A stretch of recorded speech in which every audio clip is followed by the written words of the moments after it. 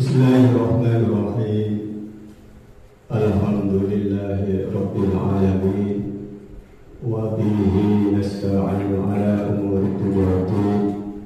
Wassalatu wassalamu ala ashrafil anbiya wal mursalin Sayyidina Muhammadin khatamin nabiyyin wa ala alihi wa sahbihi ajma'in. Wa la hawla wa la quwwata illa billahil aliyyil azim.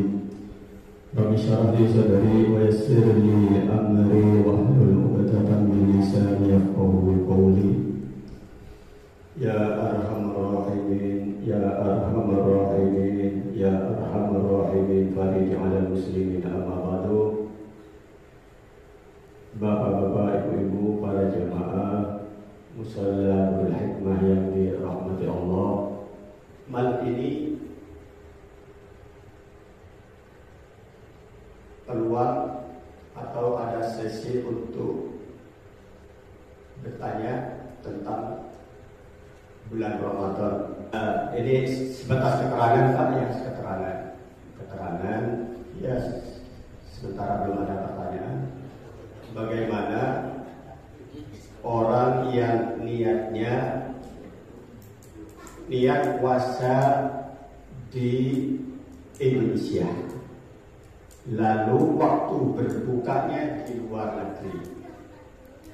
Contoh misalnya kita nih niat puasa di Indonesia sebelum berangkat ke Saudi. Berarti di Indonesia jam berapa? Jam sekitar jam 4.40 kalau sekarang Pak ya. Jam 4.40. Itu imsak Pak ya. Niat puasanya, berarti niat puasa start jam 4.40 itu subuh sudah puasa. Niat kita puasa di Indonesia. Lalu kita berangkat terbang ke Saudi. Ya. Lalu kita berangkat terbang ke Saudi. Kita niatnya di Indonesia puasanya. Sampai di Saudi, kalau di Indonesia jam 6 sore maghrib ada kan sudah berbuka. Apakah kita setelah sampai di Saudi itu, sebelum sampai di Saudi kan selisihnya 4 jam setengah. Di Indonesia sudah berbuka jam 6 hitungan Indonesia. Kalau di Saudi sebelum jam 2, jam setengah 2.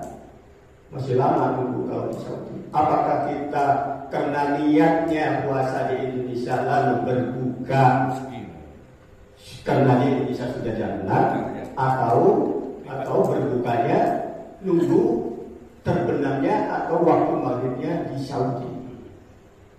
Ini hanya nanti sebenarnya belum bisa ada yang lain, jadi keterangan saja Pak. Jadi puasanya seseorang niat dan berbukanya itu ngikutin di mana yang dia tempatin. Itu rumusnya Pak ya. Ngikutin di mana yang dia tempatin. Contoh misalnya nggak usah Indonesia Saudi. Misalnya kita lagi di Surabaya. Niatnya puasa di Surabaya. Nah, jam 5 berangkat dari Surabaya ke Jakarta. Berangkat dari Surabaya ke Jakarta itu ya sekitar 1 jam. Di Jakarta belum balik, di Surabaya sudah balik. Karena kita niat puasa di Surabaya, apakah ngikutin waktu Surabaya? Tidak. Jadi ngikutin di mana yang dia saat itu ditempatin. Nah, begitu Pak ya, jadi lebih paham. Jadi rumusnya di mana ya waktu kita pada saat itu ditempatin, ngikutin pada saat itu tempat yang kita tempatin. Jadi nggak ngikutin waktu kita niat waktu di Surabaya, tidak. Jadi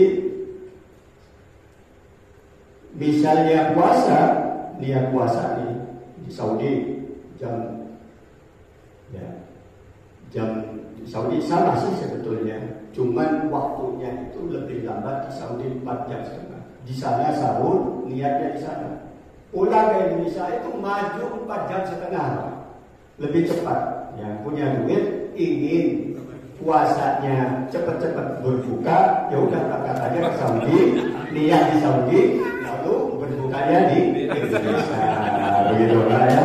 Biar apa? Biar berbukanya ini hukumnya bisa dipakai, Pak. Jadi nggak apa-apa sengaja begitu, boleh. Jadi udah kita berangkat ke Saudi, berbuka di sana, biar puasanya hanya kalau di sini misalnya 14 jam, berarti kalau dengan cara berbuka niat di Saudi, berbuka di Indonesia, berarti maju 4 jam setengah. Lebih cepat berbukanya, nggak terlalu lapar lah. Tapi terusnya lah ya. Bagi yang punya terus banyak nggak terasa daripada terasa lapar banget. Gitu Pak ya. Masya Allah luar biasa. Pak Haji mau izin bertanya Pak Haji. Assalamualaikum warahmatullahi wabarakatuh. Waalaikumsalam warahmatullahi. Untuk menghilangkan suatu keraguan ada beberapa pandangan. Artinya ketika imsak ada yang berpandangan bahwa itu harus berhenti untuk makan aktivitas. Ada juga yang menyatakan batasnya itu di subuh. Artinya saat imsak itu boleh untuk melakukan aktivitas untuk sahur.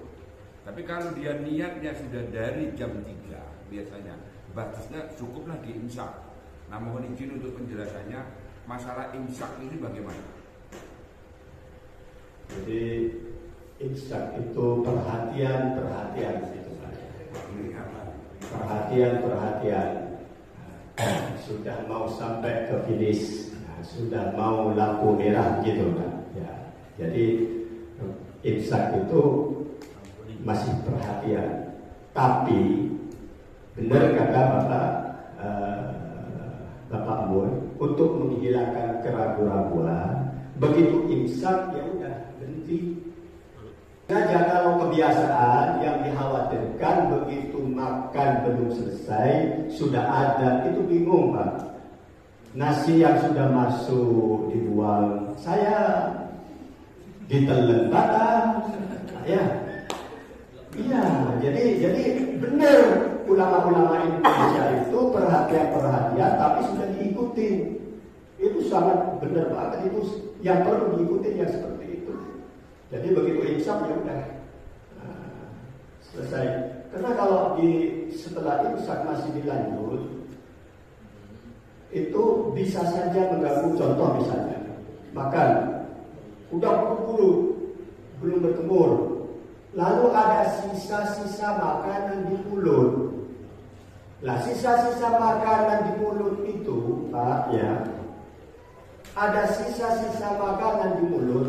Mungkin ada butir karena giginya terowong. Bisa kan? Bisa saja kalau terowongnya yang agak lebar bisa 2 butir. Bisa saja 3 butir. Nah, kalau terowongnya nggak terlalu lebar mungkin setengah butir. Tapi yang jelas butir-butir yang ada di mulut, jika ditelan dengan sengaja, maka itu membatalkan. Walaupun 1 butir. Yang tidak batal, sisa-sisa makanan yang ada di sela-sela gigi, yang masuknya tidak sengaja, walaupun sengaja, susah untuk dibuang. Jadi susah untuk dibuang, dimudahkan nggak bisa. Itu saking dari kecilnya, mungkin nasi yang sudah lembut atau sudah hancur, lah itu nyampur ke ludah. Ketika sudah nyampur ke ludah, maka nasi itu susah untuk diludahkan. Kalau diludahkan, buang ludah ikut. Tapi kalau ditelan, maka ikut air ludah. Nah, nasi yang susah untuk dibuang seperti itu, maka jika sisa-sisa makanan yang ada di lisan, yang ada di sela-sela gigi, ikut masuk ke dalam perut karena ikutnya air ludah, maka tidak membatalkan. Maka ada ulama yang mewajibkan siwak atau sikatan sebelum imsak. Agar apa? Tidak ada satupun sela-sela. Tapi misalnya sebersih-bersih mulut masih ada Pak itu Pak. Tetap masih ada itu, barang itu masih ada, tak sekecil apapun. Jika nyampur ke ludah, masuk tanpa disengaja, ngikut air ludah saja, ya tiap hari seperti biasa, itu tidak membatalkan. Tapi kalau sudah terasa setengah butir, satu butir sambil digigit, oh ini nasi sisa-sisa tadi malam, ditelan batal, seperti itu. Wallahu a'lam. Mudah-mudahan bermanfaat bagi kita. Kita lagi isya, kita berdoa kepada Allah, mudah-mudahan kita hidup selalu mendapatkan hidayah inayah Allah Subhanahu wa taala, sehingga dimanapun kita berada selalu bisa menjalankan perintah Allah, selalu bisa menjauhi larangan Allah, menjadi hamba Allah yang selamat, mulia dan bahagia dunia dan akhirat.